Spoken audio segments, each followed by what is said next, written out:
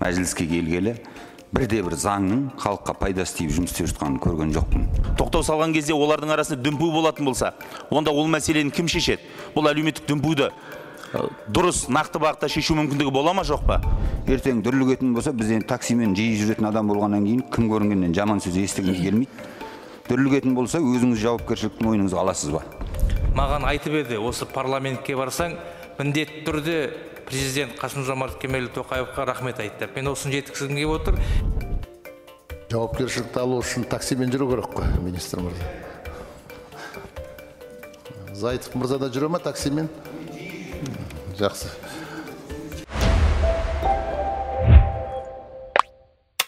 Сонымен жұмысымызды бастау үшін қажетті кворум бар, мәжілістің жалпы отырысын ашық деп жариялаймын.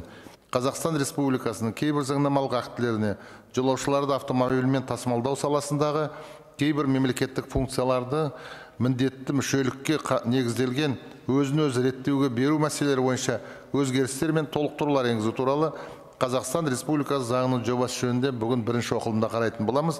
Баяндама жасау үшін сөз Қазақстан Республикасының көлік министрі Қарабаев Марат Кәрімжанұлына беріледі.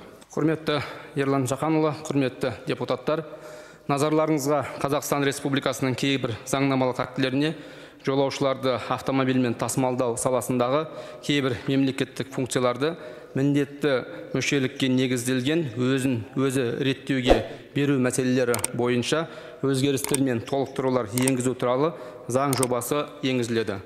Заң жобасы өзін реттеуге тұрақты халықаралық, облысаралық, тұрақты емес автобус тасымалы, такси және оларды диспетчерлеуді, сондай-ақ депутаттар ұсынысымен автобекет қызметтерін ұйымдастыру функциясын беруді көздейді.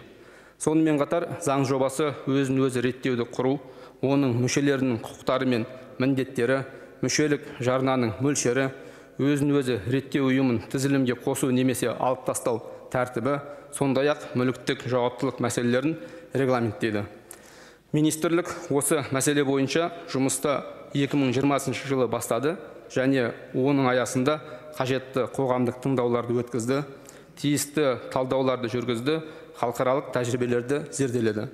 Заң жобасымен көзделген функцияларды өзін-өзін реттеуге беру, тасымал процесін бақылауды мемлекеттік деңгейден өзін-өзі реттеудің ішкі ұйымдастырушылық деңгейіне ауыстыра отырып, осы нарықта қызмет көрсетушілердің жұмыс сапасын өз мүшесі ретінде бақылауға мүмкіндік береді. Кәсіби әлсіз тасымалдаушыларды өздігінен тасымал нарығынан шығаратын адал бәсекелестікке негізделген одақта қызмет атқаруға жағдай жасайды. Нарықтың негізгі талаптарын ескере отырып, уәкілетті орган анықтаған басты бағыттарды дамытуға бейімделген сапалы стандарттар мен қағидаларды жедел қабылдауға мүмкіндік туындатады. Депутат Баққожаев Ана Сахатұлы. Көп рахмет, құрметті Ерлан Жақанұлы. Мен сұрағым министрге. Марат Кәрімжанұлы, еді бұна ауыл партиясының бір арманы осы туризмді дамыту Қазақстанда. Сіз шетелде болып жүрсіз ғой, туризмді көріп жүрсіз, о жерде көліктің ықпалы өте жоғары. Екі қабатты автобустар жүреді, комфорт таксилері бар. Еді біздің Қазақстанға қарасаңыз, автобустардың көбісінің тозығы жеткен. Мына Астана қаласы маңындағы базардағы автобустардың өзін қарасаңыз, содан түсінуге болады. Қазіргі мына халықаралық деңгейде жүретін автобустардың тозығы 84%. 68%-ны облысаралық жүретін автобустардың тозығы. Енді осы ретте сұрайын дегенім, сіздер жалпы жоспарларыңыз қалай? Осы автобус паркін қалай жаңартасыздар? Осы нақты жоспарыңыз қандай? Бірінші сұрақ. Екінші сұрақ, мына өзін-өзі реттеу ұйымдары дамысын. Біз көріп жүрміз, палаталар бар, адвокаттардың палатасы бар, нотариустардың палатасы бар, жақсы. Бірақ мына мал шаруашылығында палата пайда болғаннан кейін бір мәміле жоқ. Жан-жаққа тартып, палаталардың бәрі быт-шыты шықты. Сондықтан да сіз екінші сұрақ, мына палатаға көзқарасыңыз қалай, және бұл автобустарды жаңарту жұмысында палатаның рөлі қандай болмақ? Соған нақты жауап берсеңіз. Рахмет.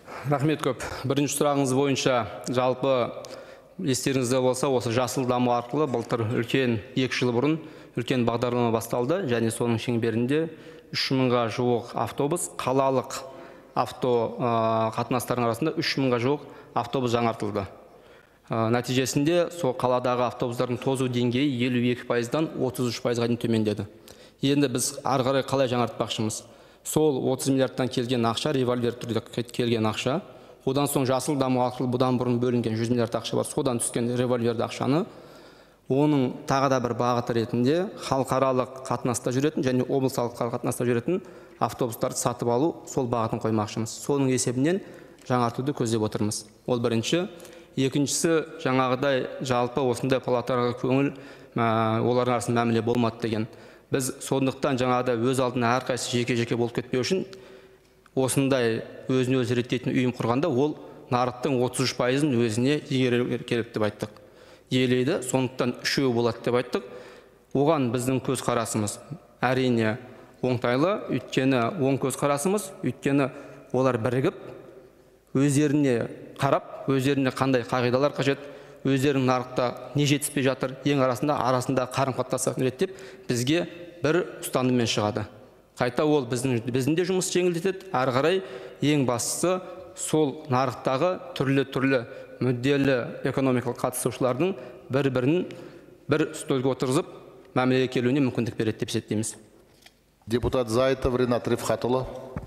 Рахмет, құрметті Ерлан Жақанұлы. Жалпы осы үкіметтің мүшелерінің бастамашылығымен келген мәжіліске келгелі, бірде-бір заңның халыққа пайдасы тиіп жұмыс істеп жатқанын көрген жоқпын. Бәлкім көрмей жүрген шығармын, оның болса бетіме келіп айтыңыздар. Енді, құрметті Марат Кәрімжанұлы, бізде кәсіпкерлердің мүддесін қорғайды деген бір емес, екі палата бар, қателеспесем. Атамекен бар, сон баяғы МПП-лы бар. Сол кәсіпкерлердің, мынау кіші кәсіпкерлік қой осы, жол тасымалдау деген. Неғып солар басқара салмайды? Аламызда әйтеуір бәріне бір-бір қожайын тауып береміз. Сондықтан сізге сұрақ, бірінші сұрағым, осыншама енді таксистерді отарлаудың қажеті қанша? Екінші сұрағым, бұлар өз шулы қауым, ертең дүрлігетін болса, біз енді таксимен жиі жүретін адам болғаннан кейін кім көрінгеннен жаман сөз естігіңіз келмейді. Дүрлігетін болса, өзіңіз жауапкершіліктің мойныңызға аласыз ба? Екінші сұрағыңыз бойынша жауапкершіліктің мойныма алам, мемлекеттік органның бірінші басшысы ретінде. Бірінші сұрағыңыз бойынша, мына жерде сол таксиді бізде бірнеше рет жинадық. Министрлікте де, жекеде.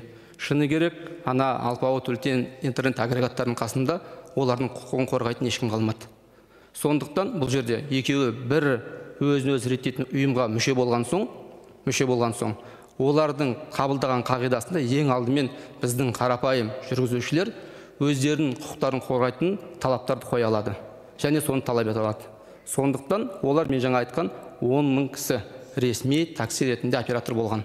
Сондықтан мына өзін өзі басқару реттеу ұйымы қайта шынайы түбінде Қазақстанды қарапайым жүргізушілердің мүддесін қорғауға бағытталған. Жауапкершілікті алу үшін таксимен жүру керек қой, министр мырза. Зайтов мырза да жүре ме таксимен? Жақсы.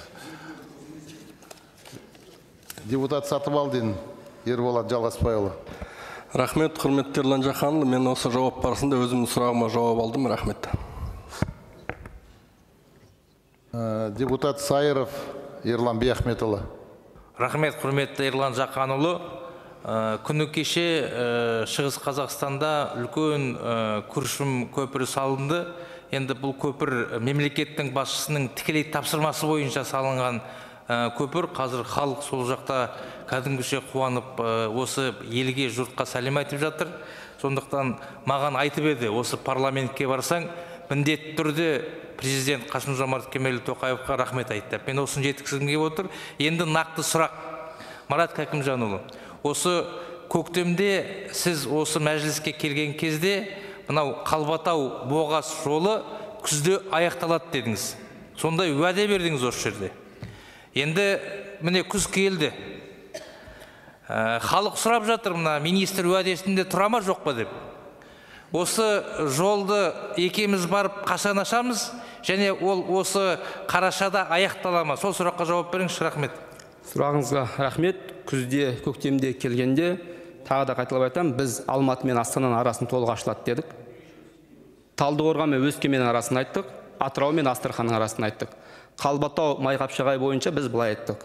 Ол жақта 415 шақырым, соның тең жартысы Майқапшағай жағынан 230 шақырым толық бітіреміз дедік. Қалған учаскесінде астыңғы қабатпен қозғалыс ашамыз дедік. Үстіңгі қабат салынып үлгермейді дедік.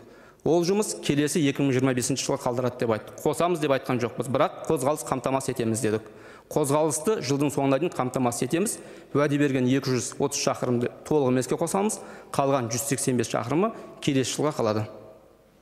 Құрметті депутаттар, сұрақтарыңызды осы заң жобасына қатысты беріңіздер, регламент бойынша. Депутат Смағұлов Бауыржан Әміржанұлы. Рахмет, құрметті төраға. Менің сұрағым көлік министріне. Құрметті Марат Каримжанұлы. Вот согласно проекту закона регулируемого международными межобластными перевозками теперь смогут законно заниматься только члены палаты автоперевозчиков. Именно как раз в этой сфере очень много незаконных перевозок, которые приводят к дорожно-транспортным происшествиям. В пояснительной записке прогнозируется, что срок ожидаемых результатов 5 лет. Имеется в виду весь законопроект. А именно для данной новеллы какой прогноз, какой срок с учетом всех механизмов, которые уже прописаны в действующем законодательстве, плюс те механизмы, которые предлагаются законопроектом, будут хотя бы в основном решена проблема незаконных перевозок. И достаточно ли новелл этого законопроекта? Рахмет. Спасибо большое. В целом, что касается межобластных и межгородских, полагаю, что в течение 6 месяцев они обязательно должны быть участниками СРО, и в течение года обработаем, это будет 1,5 года. В отношении деятельности такси, поскольку сейчас на первоначальном этапе это касается только официальных операторов такси, мы рассмотрим, как это будет оказывать влияние в целом на этот рынок, только после этого рассмотрим иные вопросы. Спасибо. Депутат Сарсенғалиев Нартай Аралбайұлы. Рахмет, құрметті Ерлан Жақанұлы. Менің сұрағым баяндамашыға. Жаңа министр мырза айтты ғой, өзін-өзі реттеу ұйымдары құрған кезде бұл үлкен платформалардың алдында жүргізушілердің өзінің құқығын қорғауына мүмкіндік береді. Үлкен платформалардың алдында таксистердің құқығын қорғайтын адам қалмады деп. Дәл осы министрдің жауабынан сұрақ туады. Демек, дәл осы кезде такси қызметкерлерінің, жолаушы тасымалымен айналысатын азаматтардың құқығын қорғау керек болған ведомство, сіздің министрлік, сіз қайда болдыңыз деген сұрақ туады. Неге оны қазір өзін-өзі реттеу ұйымына берген кезде азаматтар тұтас үлкен платформаның алдында құқығын қорғай алады дегенге кім сенеді? Егер тұтас министрлік реттей алмаса. Бұл мәселе.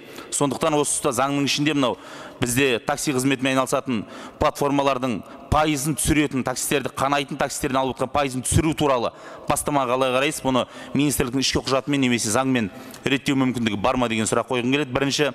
Екінші, расменде таксистерге тиіспе, қазірге осы өзін-өзі реттеу туралы заңды кезең-кезегімен жүргізсек. Әзірге таксистерге тиіспей, алдыңғы кезеңін өткізіп алсақ, одан кейін кезең-кезегімен келу керек деген бастамаға қалай қарайсыз? Екінші, үшінші, бұл заң кірген кезде баста айтылған мәселе бұл қауіпсіздік мәселесі деді. Бірақ тұтас бір министрлік демек бүгінге дейін жолда қауіпсіздікке жауап бере алмады, енді өзін-өзі реттеу ұйымына тастамақшы.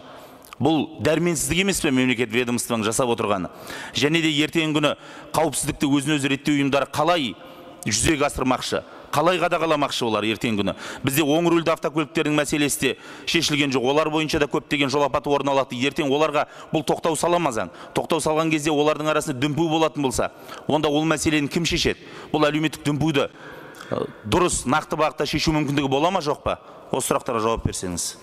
Бірінші сұрағыңыз бойынша біз әрқашанда жұмыс орнында болып, сол жақта такси жүргізуші шақырып, солармен бірге осыны талқыладық. Яғни жаңағыдай олардың мүддесін қорғайтын ешкім қалмады ма деген сұрағыңызға, жаңағыдай үлкен интернет агрегаты болсын, олардың да таксистердің де басын қосып бірге қарадық. Бұл бір. Оларға енді қандай қадағалау? Тек қана министрлік тарапынан емес, бірақ осыған мүше болған сол жүргізушілердің өзі де қадағалайтын болады. Олардың екеуі бір өзін-өзі реттейтін ұйымға болады. Бұл яғни такси жүргізушілердің өзінің жаңағыдай мүше болған ұйымын қадағалауға мүмкіндік береді.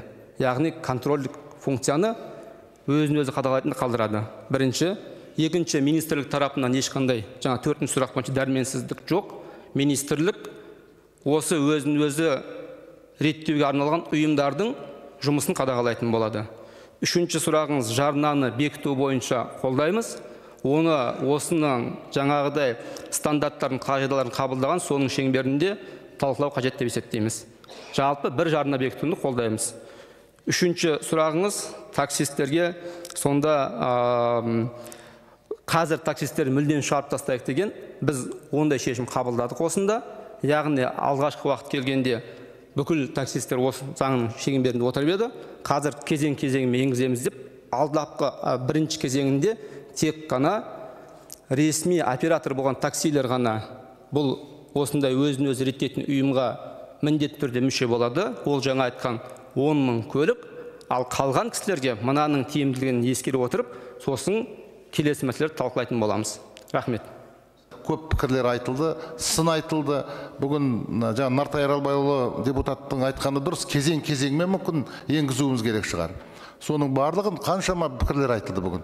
Соның барлығын талқылап, екінші оқылымға дейін біз сапалы заң жобасын дайындауымыз керек. Мүмкін жаңағы Асхат Қанатұлы айтқандай пилоттық режим енгіземіз бе? Бұл себебі өте сезімтал сұрақ. Бұл ертең біз осы сұрақпен басқа бір жаққа қарай кіріп кетпеуіміз керек. Енді депутаттық сауалдарды жариялауға көшеміз.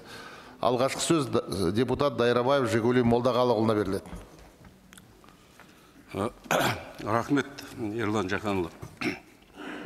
Менің депутаттық сауалым премьер-министрдің орынбасары Серік Мақашұлына арналады. Құрметті Серік Мақашұлы, мемлекет басшысы үкіметке ауыл шаруашылығы өнімдерін қайта өңдеу үлесін 70%-ға жеткізуді, азық-түлік корпорациясының жұмысын оңтайландыруды тапсырған еді. Дегенмен жыл сайын фермерлер алған өнімдерін өткізе алмай әлек болуда. Биыл қант қылшасын өткізу ерекше проблемаға айланып тұр. Ол туралы ауыл фракциясы өткен отырыста жариялаған болатын. Еңбек адамдарының қажылы еңбекпен жинаған өнімдерден пайда емес, шығынға ұшырағаны бізді қатты қынжылтады. Бұл біріншіден. Екіншіден, былтыр өңдеу кәсіпорындарының жалпы қуаттылығы 30-40%-ға ғана жүктеліп, тамақ өнімдерін өндіру көлемі 3,1 триллион теңгені құраған.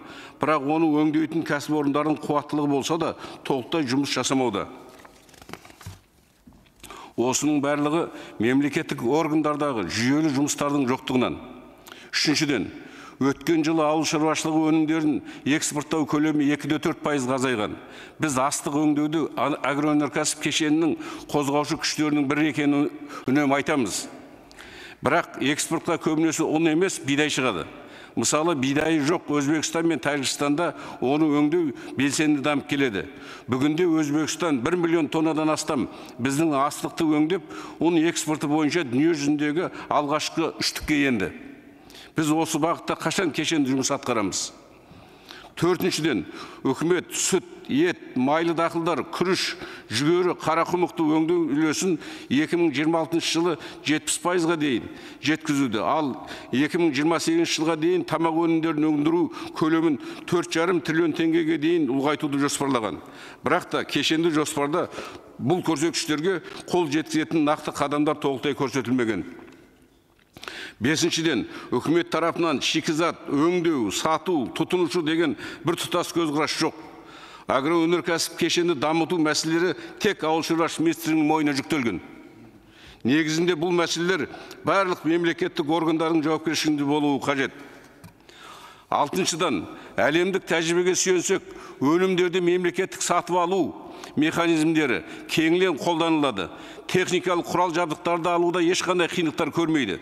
Біздің елде бұл механизмдер неге зерттеліп қолданылмайды?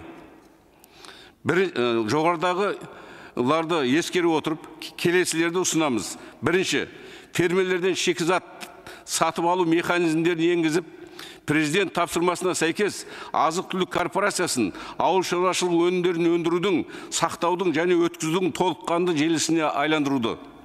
Екінші, шикізат өңдеу, сату, тұтынушы қағидаты аясында фермерлердің жұмыстарын жандандырып, салаға қызығушылықтарын арттыру үшін оларды барлық салықтан босату.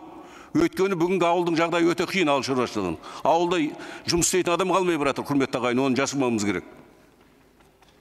Үшінші, отандық ауыл шаруашылық тауар өндірушілерді қолдау мақсатында мемлекеттік, квазимемлекеттік, мұнай және тау-кен саласындағы компанияларды өзіміздің тамақ өнімдерімізді кеңінен тұтынуына, сатып алуларына іс-шара қарастыруды. Төртінші, кәсіпорындардың өндірісіне қажетті сырттан келетін технологиялық құралдарды кедендік төлемсіз әкелуіне бағытталған тиісті шешімдерді қабылдауды. Бесінші, өнеркәсіп және құрылыс, сауда және интеграция министрліктеріне жүн, тері, мақта өңдеу өндірістерін жаңғыртуға байланысты нақты жол картасын дайындау тапсырылсын. Ал ұлттық экономика мен қаржы министрліктеріне ауыл шаруашылығы жөнінде қабылдаған бағдарламаларды уақытылы және толық мөлшерде қаржыландыру талап етілсін, сөз бидіға салынбасын. Аталған шаралардың барлығы азық-түлік қауіпсіздігін қамтамасыз етуге оң септігін тигізетіні анық. Құрметпен ауыл партиясы фракциясы және аграрлық мәселелер жөніндегі комитет мүшелері. Рахмет. Сөз депутат Жаңбыршин Еділ Терекбайұлына беріледі. Рахмет, Ерлан Жақанұлы. Құрметті әріптестер, депутаттық сауалымыз премьер-министр Олжас Бектеновке. Бүгінгі сауалдың негізі Жетібай, Шетпе, Майқайың, Сатпаев, Хромтау, Іргел және өңірлерді басқа да кенттердің айналасындағы карьерлердің экологиялық және техногендік проблемаларын көтеріп жүрген тұрғындардың жанайқайы. Елімізде жалпы жұмыс жасап тұрған карьерлердің саны 4784.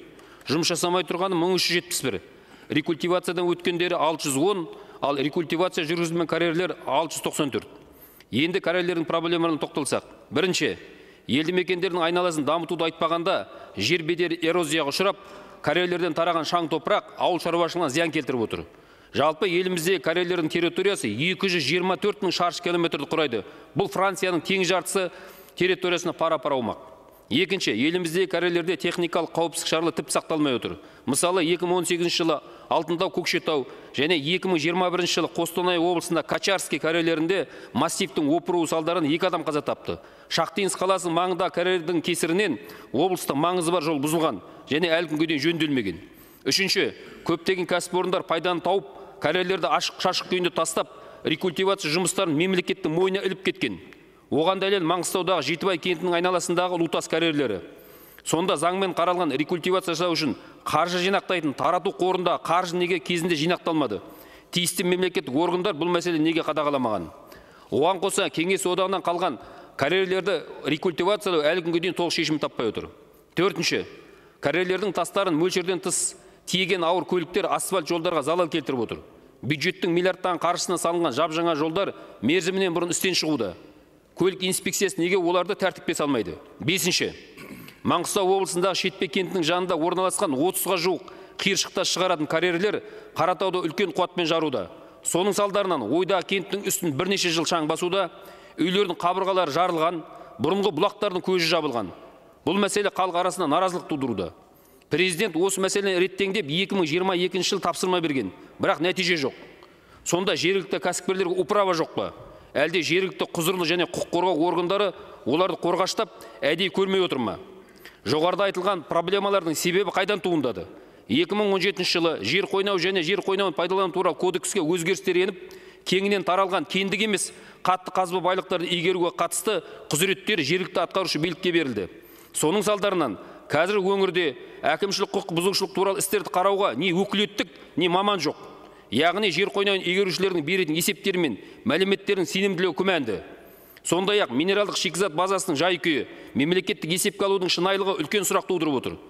Есеп дұрыс болмаса, басқару тиімсіз. Әркім ойына келген жасап жатыр. 2017 жылғы тиімсіз шешімдер мен заңға өзгерістер жер қойнауын пайдаланушыларға деген мемлекет тарапынан бақылауды әлсіретті. Кезінде мемлекеттік бақылау геология комитетінің өңіраралық геология басқармаларына жүктелген болатын.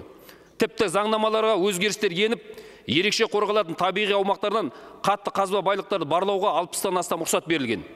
Бізге таза экожүйе маңызды ма, әлде олигархтарды байыту маңызды ма? Сонымен қатар сол кезде кодекске енген өзгерістер геология комитетінің құзыретін шектеп тастаған. Мысалы, зерттеу және жою актілерін қабылдау жөнінде комиссия құрамына өңіраралық департаменттердің қызметкерлері кіргізілмейді.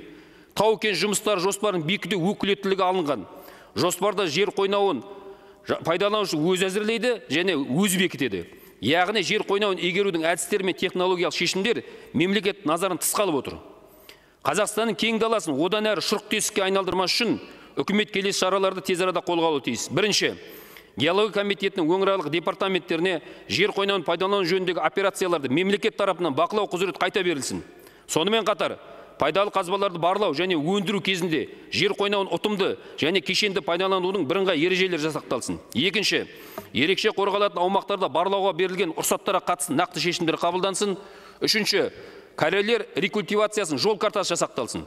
Кен іргеушілерді тарату қорына қаржы аударылуы тексеріліп, рекультивация жұмыстар қатаң бақылауға алынсын. Иесіз карьерлерге қатысты жүйелі шешімдер қабылдансын. Төртінші, карьерлерде таза технологиялар мен әдістер енгізілсін. Маңғыстау облысындағы Шетпе кентінің айналасында карьерлерде жаңа әдістер енгізілге дейін жарылыстар тоқтатылсын. Немесе карьерлер алысқа көшірілсін.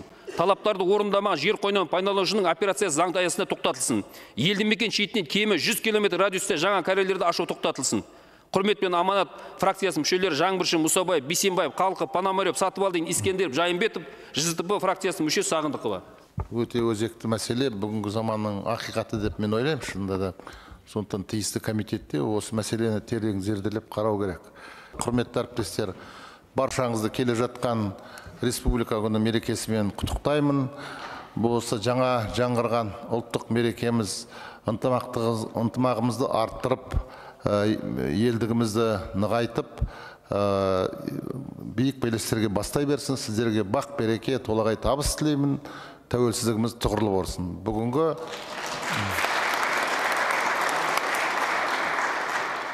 осымен мәжілістің жалпы отырысын жабық деп жариялаймын. Рахмет, сау болыңыздар.